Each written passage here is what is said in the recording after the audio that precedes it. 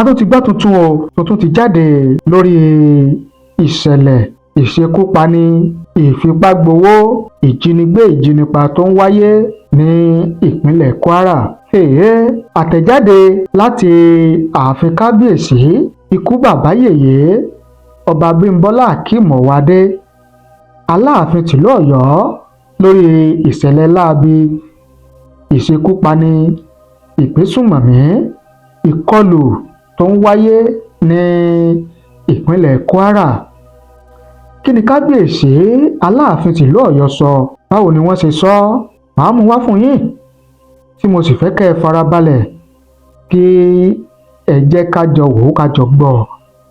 Tá a bá wá gbọ́ tán, màá wá fẹ́ kí ẹ̀yin náà fi èrò àti ìwòye titi yín, màá fẹ́ kẹ́ ẹ fi ṣọwọ́ sí wa láàyè comment ní ìsàlẹ̀ fídíò yìí, torí pé ọ̀rọ̀ yìí ti kúrò ní níta lè fọwọ́ lẹ́rán tí a lè máa wòran, torí pé ikú tó ń pojú gbẹ ni. Ẹ̀yin àgbààgbà ńlẹ̀ Yorùbá nílẹ̀ Oòduà, ẹ̀yin náà lè sọ wípé òwe ló ń pa á fún ni. Èdè Gẹ̀ẹ́sì ni, ṣùgbọ́n tá a bá ń wá lédè Gẹ̀ẹ́sì tán, á gbìyànjú láti tú ní èdè tiwantiwa. Press release: Killings in Ilorin. Alaafin takes proactive steps to fish out perpetrators, checkmate criminal onslaughts.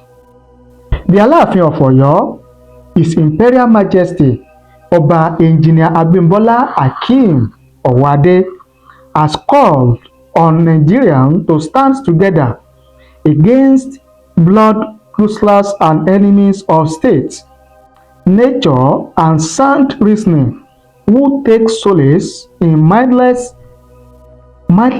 killings of innocent souls. This, he said, would reinforce collective will to completely snatch the country and destiny from the jaws of insanity and barbarism. The sanctity of life and the intrinsic dignity in the human person must never be surrendered to the ungodly. Oba Owade gave the admonition on the heels of recent killings of some people who were Yoruba extraction by those suspected as Fulani herdsmen at Okeode area in Kwara State. Disturbed about this ugly development and putting into consideration the fact that Yorubas and Fulanis had for decades been living harmoniously without let or hindrance, Alaafin had contacted the Kwara State Governor Abdul Rasaq on the incident and how best he could come in order to nip in the bud the criminal onslaught of the bandits.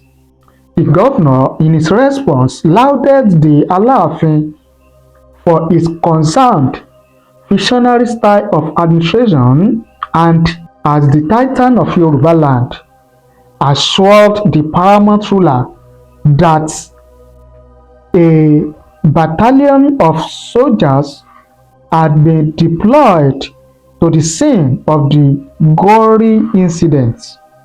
The Alaafin, who lamented about the mindless killings masterminded by suspected Fulani herdsmen, wondered why the herdsmen became threats to peace and security, adding they had for long been in existence without serious criminal records, as is presently the case.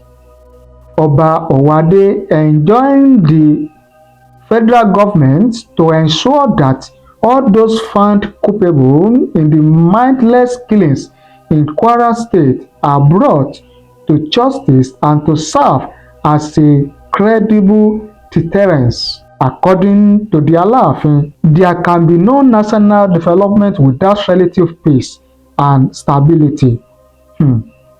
There have been greater challenges of security in recent times than at any point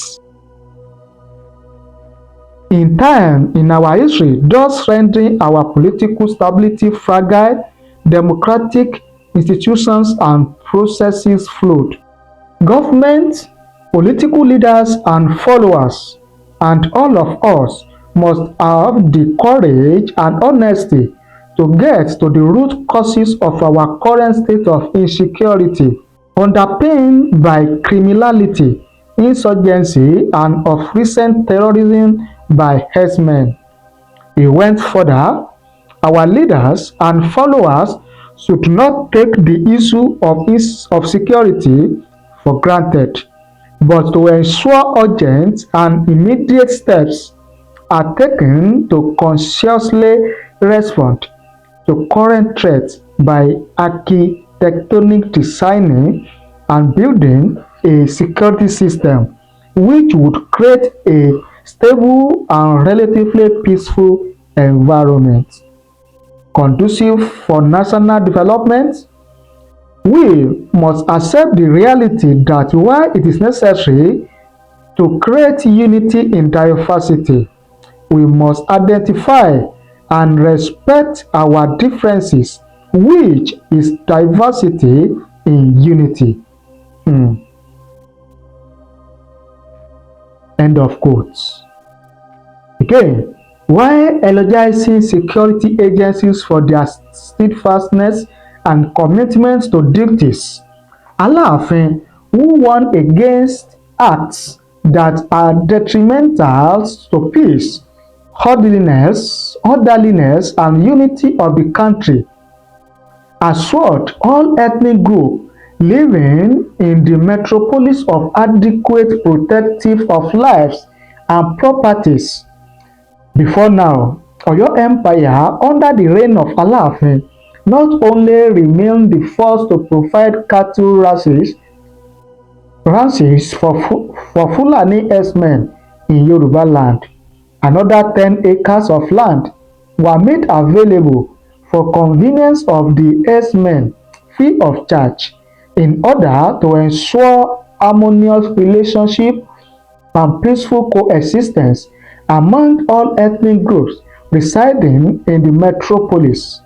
Oba Owade added, whenever there are skirmishes between farmers and the herdsmen, the royal father would adopt his age-long conflict resolution mechanisms which provide opportunity to interact with the parties concerned, promote consensus building, social bridge constructions and enactment of order in the empire.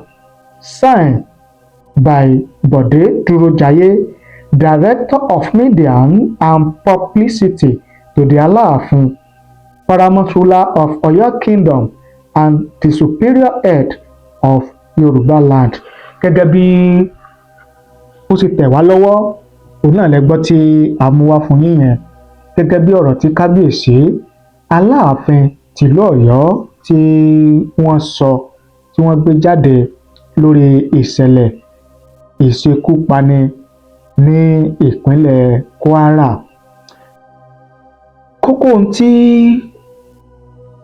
ó jẹyọ nínú fúnrìnfìtì tá a mú wá fún yín yẹn nínú ọ̀rọ̀ tí Kábíyèsí Aláàfin sọ, òun náà ni wípé ìyàlẹ́nu ńlá gbáà ni ìṣẹ̀lẹ̀ ìṣekúpani tó ń wáyé nípínlẹ̀ Kwara láti ọwọ́ àwọn Fúlàní darandaran tí wọ́n sọra wọn di darandaran sí wa lọ́rùn, torí pé láti ayébáyé ó ní Fúlàní àti àwọn ọmọ ilẹ̀ Yorùbá àti àwọn ẹ̀yà míì ti jọ ń gbé papọ̀ tí ò dẹ̀ sí ogúnmi ọ̀tẹ̀mí, wàhálà agbénipa agbénigbowó, ajínigbé, àwọn fẹ́ràn jẹko.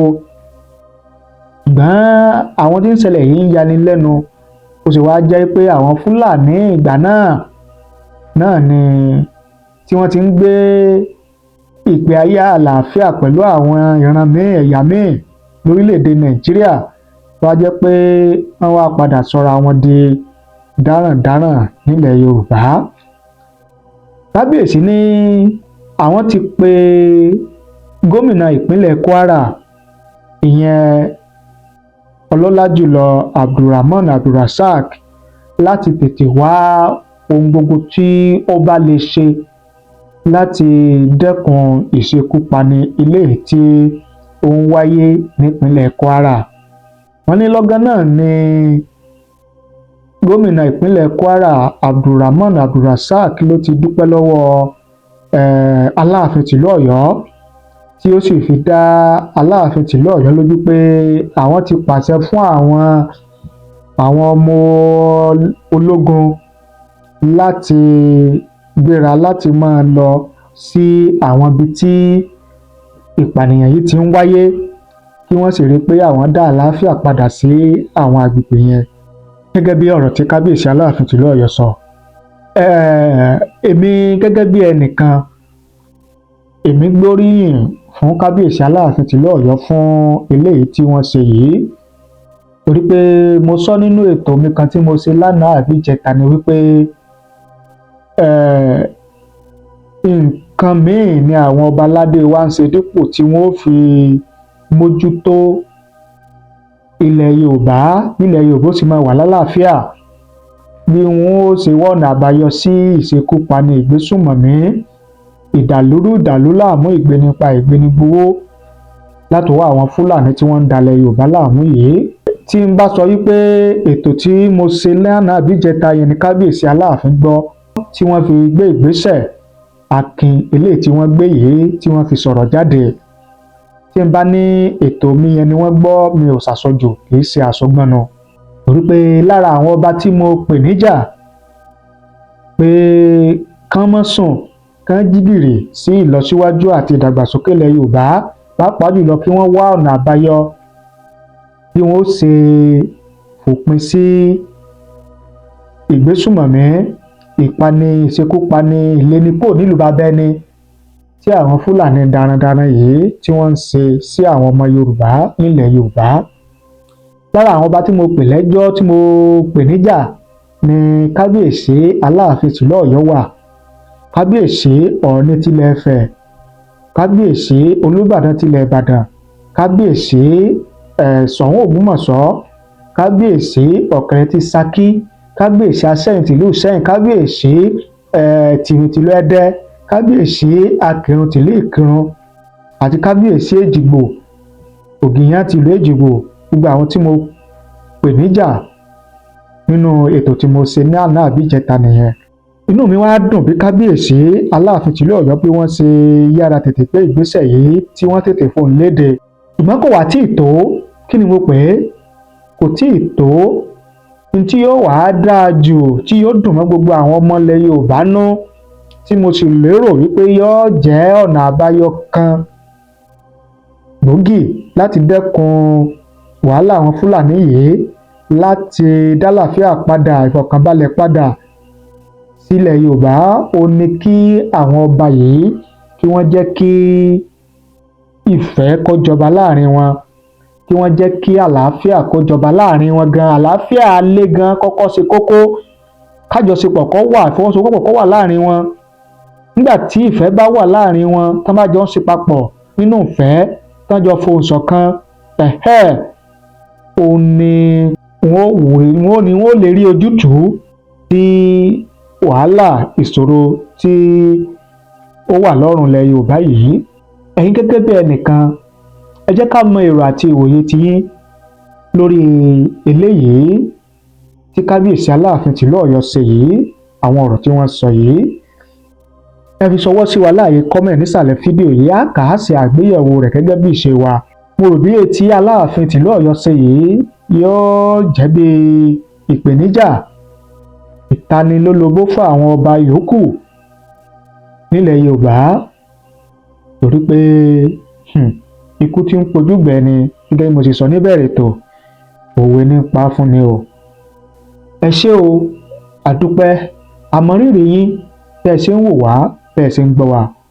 Ojú tẹ́ ẹ fi ń wò wá kò ní fọ́, etí tẹ́ ẹ fi ń gbọ́ wa kò ní di o láṣẹ Èdùmàrè.